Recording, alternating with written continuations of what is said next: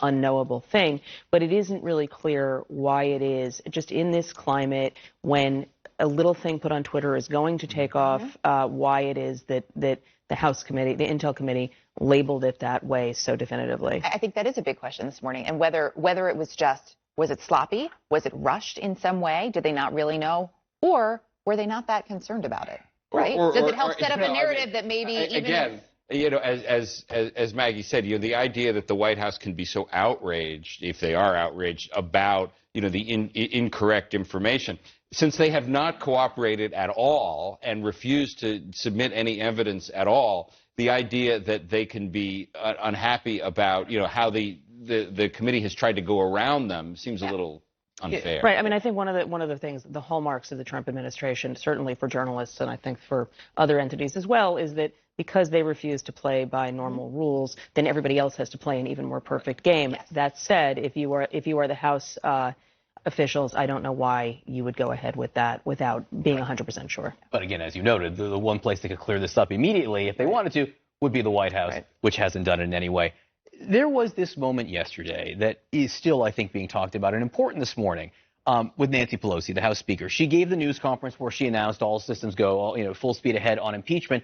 And then afterwards, in a different event, she took questions from reporters. And Jamie Rosen from Sinclair basically asked her if she hates President Trump.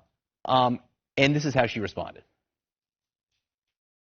As a Catholic, I resent your using the word hate in a sentence that addresses me. I don't hate anyone. I was raised in a way that is a heart full of love, and always prayed for the president. And I still pray for the president. I pray for the president all the time. So don't mess with me when it comes to words like that. Wow. Don't mess with me. One of the many iconic Nancy Pelosi moments from this period.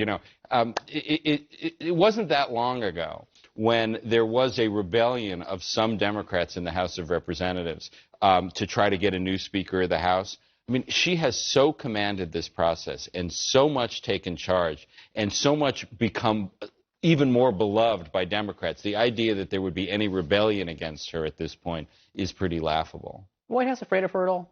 Yes. I mean, look, she is able to navigate this process. One of the things that I think everybody forgets about Donald Trump is he won an election that people predicted he wasn't going to. He clearly has a political base. He does not understand Washington. He still doesn't really understand Washington, and a lot of the people around him don't understand the nuances of Washington. Nancy Pelosi does. This is a process that she knows how to navigate. It is complicated. It has been messy between what has happened with conflicts with Jerry Nadler and where she has wanted Adam Schiff to be more central. She has found a way to do it without rocking the boat, and that is not nothing.